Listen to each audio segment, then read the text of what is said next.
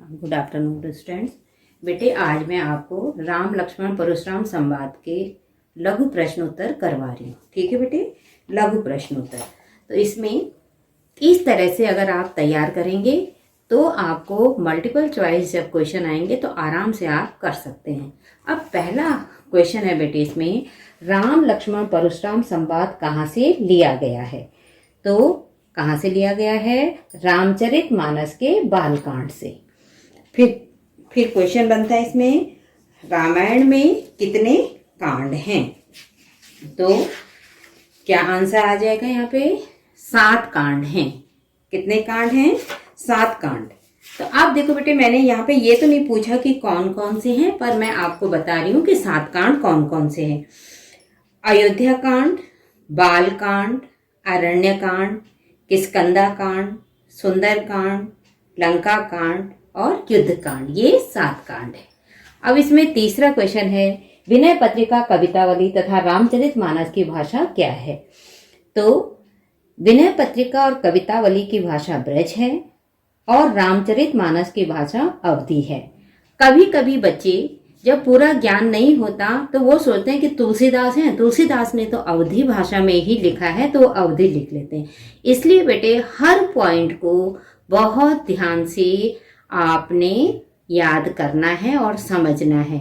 कारण क्या है कि ये क्वेश्चन कराने का मेरा क्या मकसद है, जिससे कि आप समझ जाओ, गलती मत करो। आता है आपको, पर आप कभी कभी छोटी छोटी गलतियां कर देते हो। अब देखो, 4th क्वेश्चन है, रामचरितमानस में किन छंदों का प्रयोग किया गया है? तो मैंने आपको बताया था कि किन छंदों का प्रयोग किया गया है। चौपाई पढ़ाते हुए ही मैंने आपको बताया था, चौपाई छंद और दोहा छंद। किसका क्या बताया था? चौपाई छंद और दोहा छंद। जब भी हमने कोई चौपाई पढ़ी है तो उसके नीचे दोहा है। अब देखो बेटे, दोहा छंद क्या होता है? तो दोहा एक मात्रिक छंद है जिसकी पहली और तीसरी पंक्ति में 13-13 मात्राएं होती हैं और दूसरी और चौथी पंक्ति में 11-11 मात्राएं होती हैं। ठीक है। और चौपाई ये भी मात्रिक छंद होता है। चौपाई में 4 पंक्तियां होती हैं और इसकी प्रत्येक पंक्ति में, चौपाई की प्रत्येक पंक्ति में क्या होती है? 16 मात्राएं होती हैं। ठीक है। अब आ जाओ बेटे क्वेश्चन नंबर 5 कि शिव धनुष को तोड़ने वाले को परशुराम ने किसके समान बताया? तो किसके समान बताया है? सहस्त्रबाहु के समान अपना शत्रु बताया है। ठीक है। लघु प्रश्न है, मल्टीपल चॉइस में काम आएंगे आपके। अब 6 क्वेश्चन है, धनुष को तोड़ने वाला कोई आपका दास होगा, कथन किसका है? अब देखिए बेटे, पढ़ाते हुए, चौपाई पढ़ाते हुए मैंने आपको बता दिया था कि ये ध्यान में रखिए कि परशुराम ने कौन सी लाइनें बोली हैं, लक्ष्मण कहाँ बोल रहे हैं, राम कहाँ बोल रहे हैं, विश्वामित्र कहाँ बोल रहे हैं। तो ये चीजें आप पढ़ते हुए ध्यान में रखो, उसी समय नोट करो, जो कि आप अगर इस तरह से क्वेश्चन आए तो आप आराम से उसका उत्तर लिख सको। तो क्या आंसर हो जाएगा इसका? श्री राम ने। अब देखिए क्वेश्चन नंबर 7 है, कौशिक किसे कहा गया है? और बहुत से बच्चे ये गलती करते हैं, वो कौशिक को कौशल्या समझने लगते हैं और बोर्ड में ये गलतियां बहुत बार हो चुकी हैं। तो ध्यान रखें बच्चे कि कौशिक यहाँ पर विश्वामित्र को कहा है। जब परशुराम कहते हैं, कौशिक सुनौ मंद यह बालक, कुटिल काल निज कुल गालक, उस समय भी मैंने आपको बताया था कि कौशिक यहाँ पर विश्वामित्र के लिए कहा गया है। अब है क्वेश्चन नंबर 8, बहुत महत्वपूर्ण क्वेश्चन है, सुर महिसुर हरिजन और गाय पर वीरता न दिखाने के लक्ष्मण ने क्या कारण बताए हैं?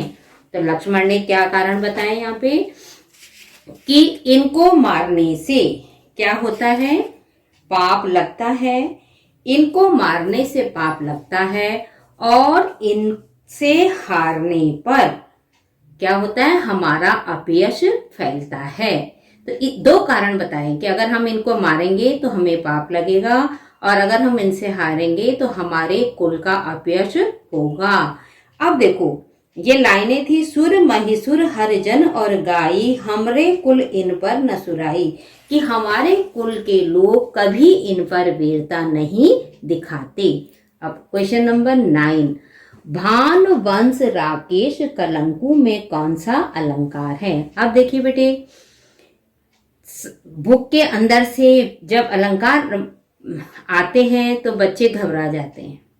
तो आपने ये देखना है कि रटना कुछ नहीं है, टीचर जब पढ़ा रहा है तो आपको वो समझना है। तो यहाँ पे मैंने समझा भी दिया है, चौपाई के अंदर भी होगा। तो कौन सा अलंकार है यहाँ पे? रूपक अलंकार। ठीक है, कौन सा अलंकार है यहाँ पे? रूपक अलंकार। अब है क्वेश्चन नंबर 10, लक्ष्मण ने कायरों के बारे में क्या कहा है? ध्यान रखना बेटे, यहाँ पे कायर लिखा हुआ है मैंने।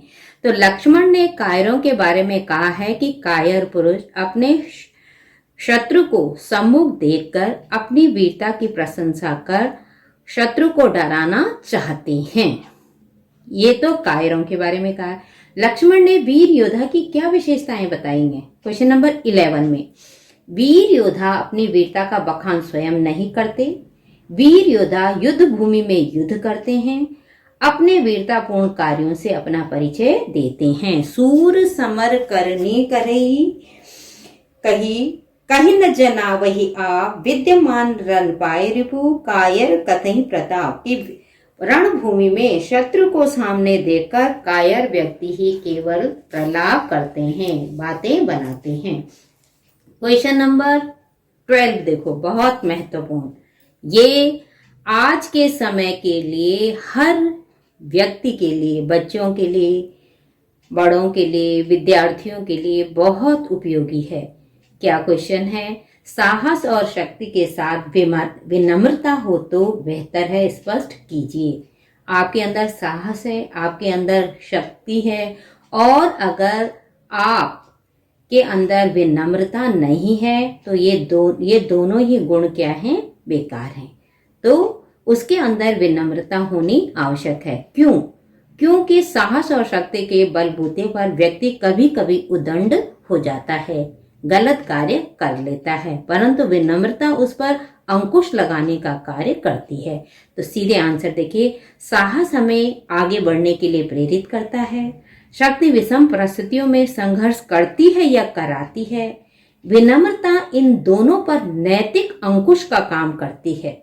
व्यक्ति कभी शक्ति और साहस का दुरुपयोग करने लगता है और उदंड हो जाता है। ऐसी स्थिति में विनम्रता नियंत्रण स्थापित करती है। अब देखो बेटे, जब लक्ष्मण ज्यादा कभी अपनी साहस उनके अंदर है, ताकत उनके अंदर है, शक्ति उनके अंदर थी, परंतु उन्होंने जब परशुराम को